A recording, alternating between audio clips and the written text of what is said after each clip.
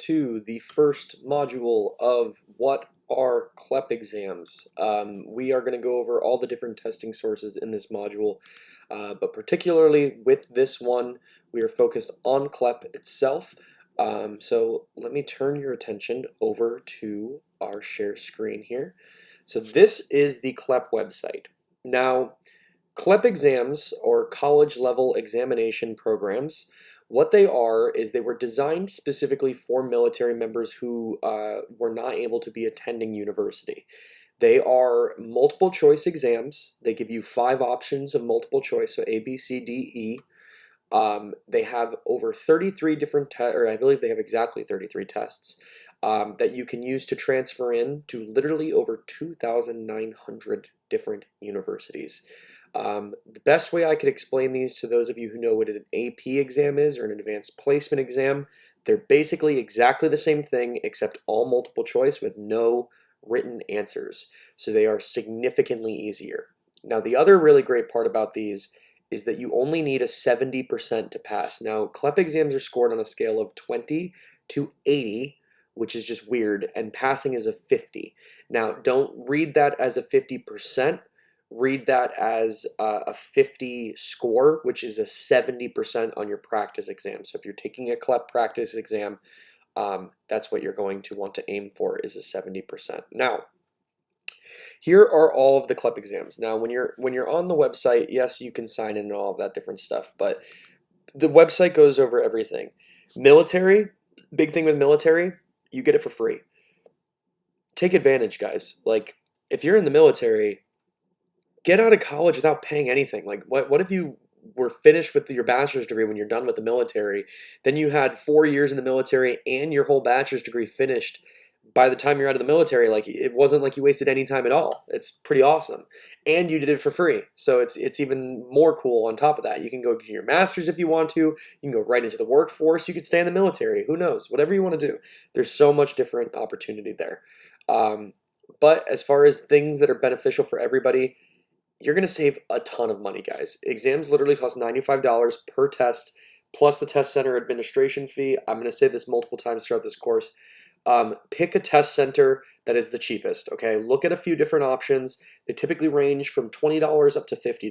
So try to get close to that $20 mark that you can, just so you save extra money, guys. Like, that's the whole goal, is to save money. Now, it also gets your degree faster, and this is very definitive. CLEP exams are incredibly easy to study for, especially if you have a high school education. If you're currently attending high school, most of what you're learning in high school is what you're going to learn in the CLEP exam. And unfortunately, to tell most of you, AP exams are significantly more difficult than most college courses. I don't know why they set it up that way, just to freak kids out in high school or something about how hard college is going to be. College is a joke. Like, college is a lot easier than people think. Most of what college is just studying on your own, and if you're not really great at studying on your own, that's where people are going to struggle. So focus your efforts on CLEP exams. Test out of as many things as you can. Now they have 34 exams, which we'll go over each of those, but you really will go faster, like a lot faster with these guys. So typically, the average CLEP exam I would study for about 4 days before I would take the exam. And this is how I would do it. So say I was taking the American government exam, okay, and it's Saturday. So on Sunday, I would start studying some of the video lessons on what I used with study.com. But many people use Modern States now because Modern States is free. That resource did not exist when I was doing this in 2017. So as you can see, this community is just getting bigger and bigger and bigger. There are so many people out there who want to get people out of college for free. We are so sick of this student debt crisis. So being $1.7 trillion for student debt is just too ridiculous. So I would start studying on Sunday. I'd probably spend 4 to 6 hours a day, Sunday through Thursday, studying. I would be pretty good by the end of it. And when I say 4 to 6, more often than not, it was closer to the 4-hour mark than the 6-hour mark. I still had time to work a 20-hour-a-week job on top of all of this. And when you're 18, you got the energy. Don't be lazy. Just go for it, guys. Come on. Like, you want to get out of your degree? Let's get it done. Now, if you don't have time and you have kids or responsibilities, you can slow down, take it at a 2-week pace, 3-week pace. Again, you're still going way faster than everybody else is, so it's awesome. Okay, so I would be studying until Thursday. I would have my testing center set up for Friday, and then I would go and take the exam on Friday. Here are just some of they are categorized on the website here. Some of the different ones that you can take. All of them are going to be 95 bucks.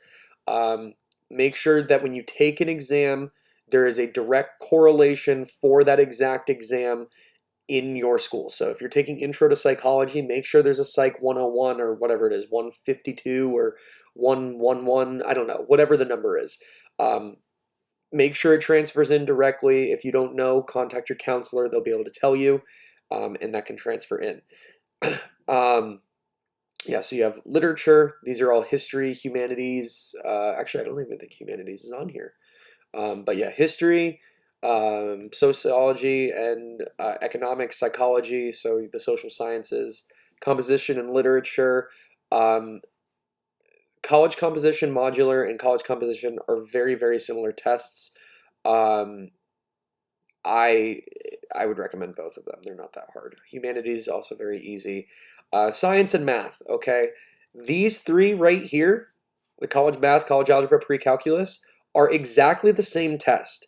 And if you study for one of them, you might as well just pay for all three and take all three because you'll get 9 credit hours transferred in, and you only have to study once. So definitely do that if you can. Calculus is one of the tougher ones, I would definitely say. Same with biology and chemistry. Out of all the CLEP exams, these are probably the 3 hardest. So just keep that in mind when you're approaching them. Business, if you're going into a business degree, you definitely want to study these. The Principles of Marketing degree is the only CLEP test I didn't study for at all, and I still passed barely with an exact 50 score. So I scored exactly 70% of the answers correct on the first go and got very, very lucky.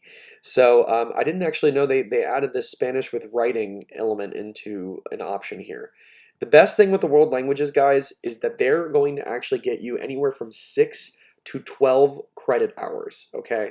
If you speak one of these 3 languages, get after it, dude. Get after it. Go take the test right now. If you don't and you want to learn one of these languages, I recommend using Duolingo as well as Mixer. Mixer is spelled Mixxer. And it is a free source that you can Zoom call with people in the country that you're trying to learn. If it's multiple countries, you can pick whichever country you want, and they're trying to learn English, and then you're trying to learn whatever language they're learning. So you spend half the time on the call speaking their language, half the time speaking your language, and you help each other out for free, completely online. Just go after it. It's a really, really helpful source. I was able to study for the German exam with no knowledge of German, to the point of understanding and passing at the lower level, the level 1 level, within 9 months. The French exam I was able to pass within 10 months. German is actually harder than French. I don't know why my brain wasn't clicking with it.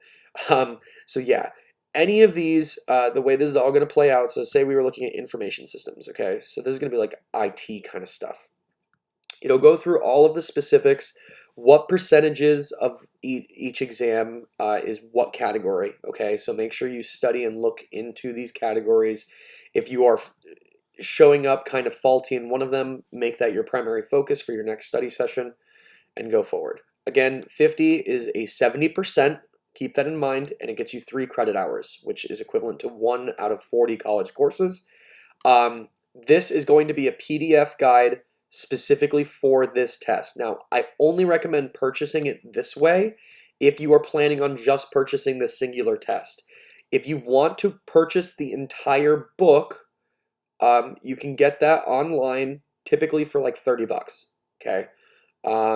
So I would just recommend doing that. You can also do a link to the practice exam. I didn't even know. They didn't have this when I was doing this. So yeah, you can sign up for free, apparently. It's all on the app. Oh, maybe not free. 15 bucks, okay? But you can take practice exams on there if you want to do it on the app. If you're doing this like hardcore and you're going week by week, I would probably recommend doing that just because it's going to be really, really great in that way. What your CLEP store means. Ooh, this is a good doc. I definitely want to go over some of this. Definitely read into this. Yeah, awesome. Okay. So these are ACE recommended scores. Now, ACE is the American Council for Education. They determine what classifies as qualifying and not qualifying.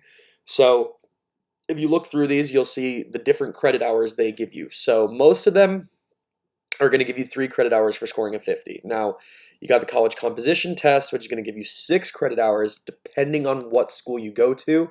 It might only transfer in as 3. It just depends. English literature, same deal. It only counted as 3 for me when I went to Southern New Hampshire University. Looking at the language ones, you'll see 6 and 9. Some universities go up to 12, like it does with here in Spanish, but the one that when I was at SNHU, it was going to 12 at the time. I don't know if they still do, but it is very likely that they do. And then the social science and history does also go up to 6. But yeah, definitely look through all of these and make sure you know what you're getting into. Just so you understand scoring purposes, a 50 is equivalent to about 70% of them correct, while a 60 is about 80% to 85%. Now, if you're trying to score the 63 exam on the Spanish exam, you got to get like 85 to 90% of them correct.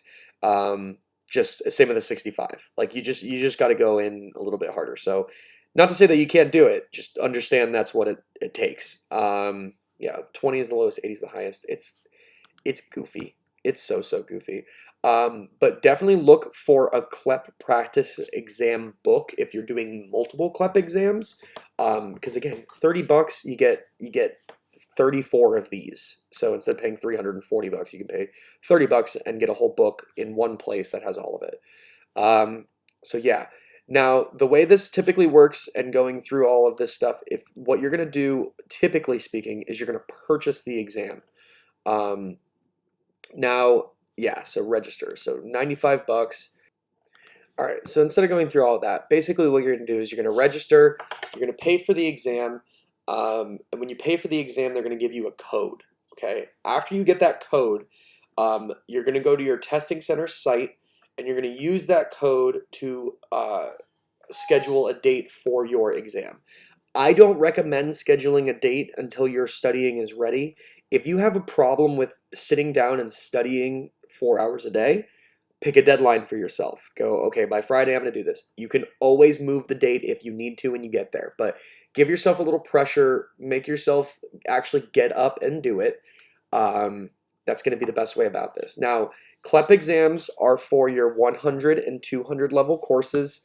So that's where you're going to want to focus most of your efforts. Is going to be for either elective credits or for your core curriculum credits, like your base courses. And CLEP exams are going to be your main thing of transfer. So keep that in mind.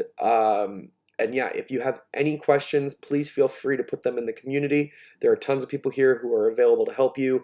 I will answer whatever question I can to help you guys out.